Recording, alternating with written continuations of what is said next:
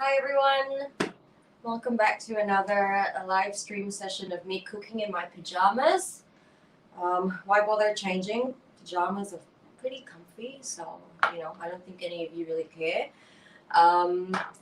As always, gonna be waiting for a couple people to join before I start.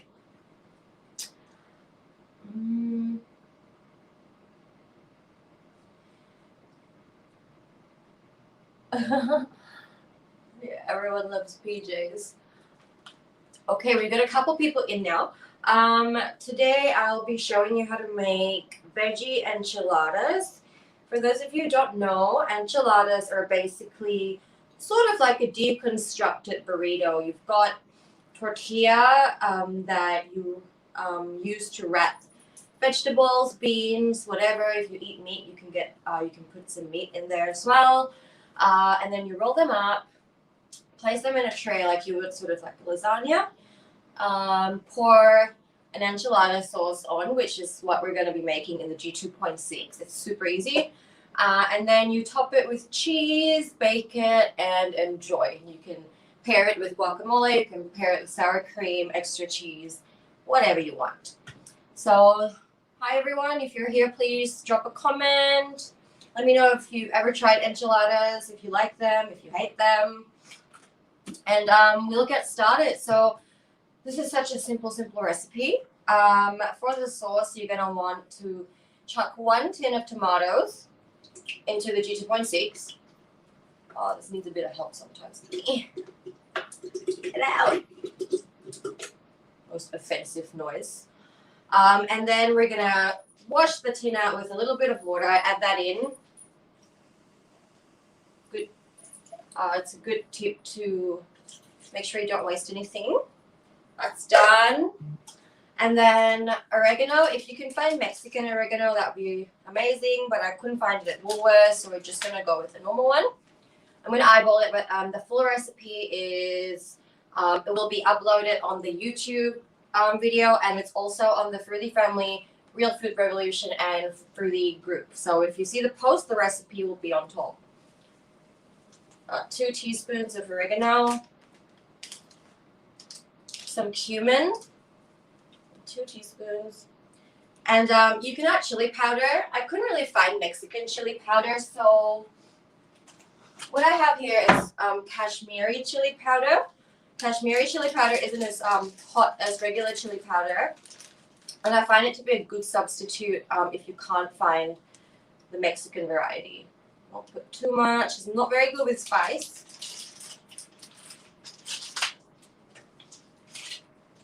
And then technically 2 cloves of garlic, but I'm not about that chopping life. I got my nails done yesterday for the first time in like 2 years. So chopping isn't really my thing at the moment. At about the equivalent of 2 cloves. And then some olive oil. Just a tablespoon, or 2.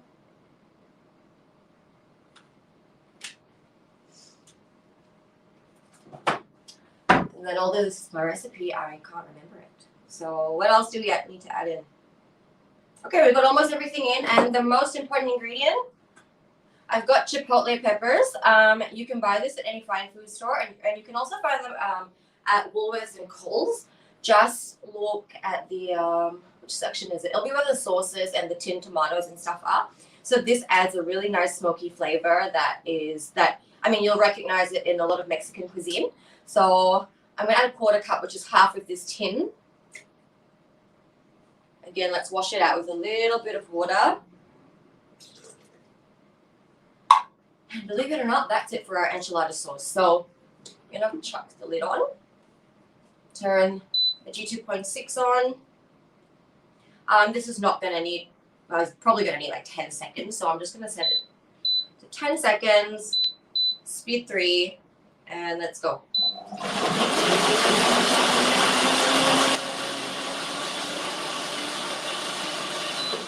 Didn't even need 10, but that's your enchilada sauce. And I'm going to put the blender away so we have more space. And I realize I always make a really funny face when the blender goes on. It's just habit. Okay, I'm gonna set the sauce aside for now. And then you're gonna need 6 to 7 tortillas. I buy sort of like the regular size. You can go extra large if you want, but these fit perfectly in those silver trays that you can get from the shops. You can also do this in a casserole dish. As you always know, I'm lazy, so I'd rather not wash up. So disposable is the way to go. I know people don't like that because eco-friendly this and that, but sometimes it's just me. I'm a bad person. Okay, next step.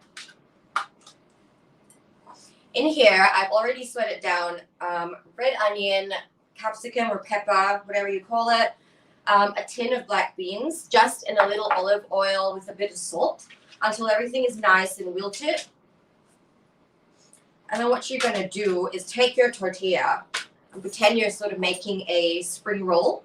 This can get a little bit messy because of the beans, so you can also mash the beans if you want. Stop them falling out everywhere. Just a tiny bit. I'm going to get my tray.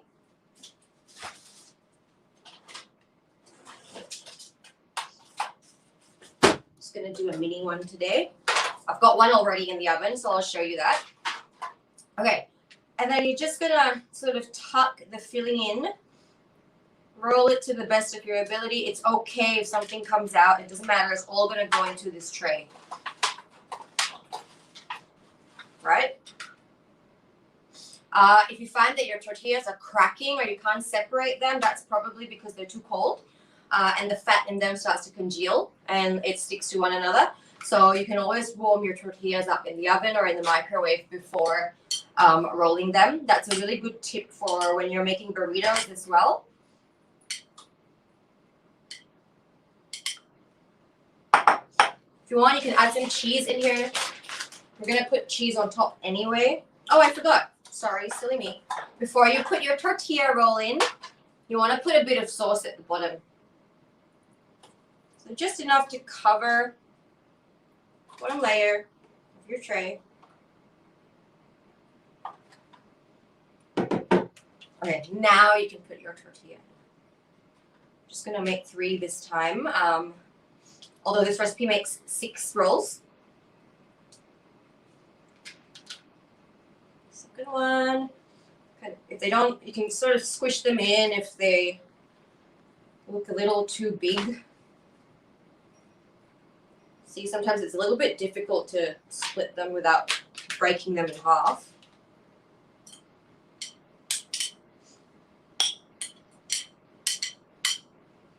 And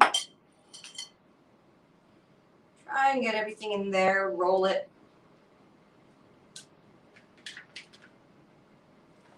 Shove that in. And then you're just going to cover the whole layer of this with more sauce.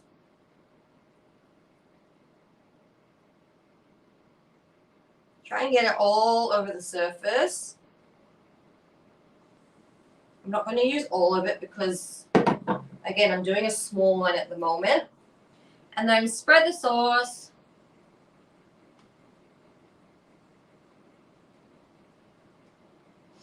Now, at this point, if you want to just put a piece of cling wrap over it and keep it in the fridge and cook it up tomorrow, that's fine. It'll last in the fridge for up to 2 days.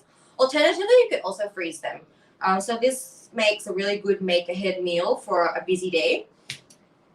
Corinne, hi Corinne. You're online early.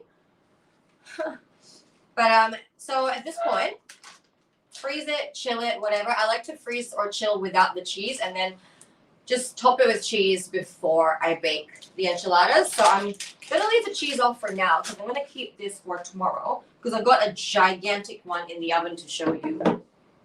Set all this aside.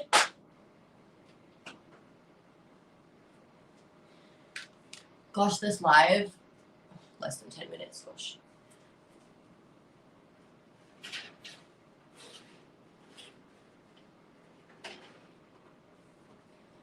That is the finished product. Resembles a lasagna, but it isn't a lasagna. Let me get that off and show you.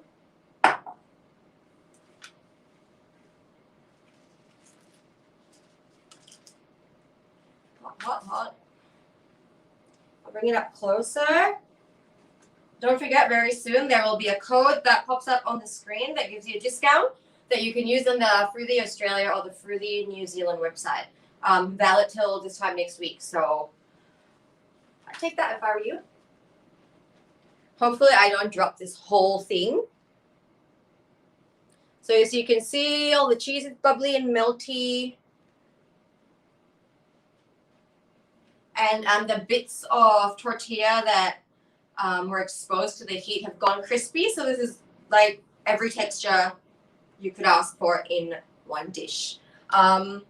It's still a little bit warm, so I let it sit for about 10 minutes before serving it up. And I don't want to show you a whole pile of goop. So I'm just going to leave it this way, and I will take a picture of it later.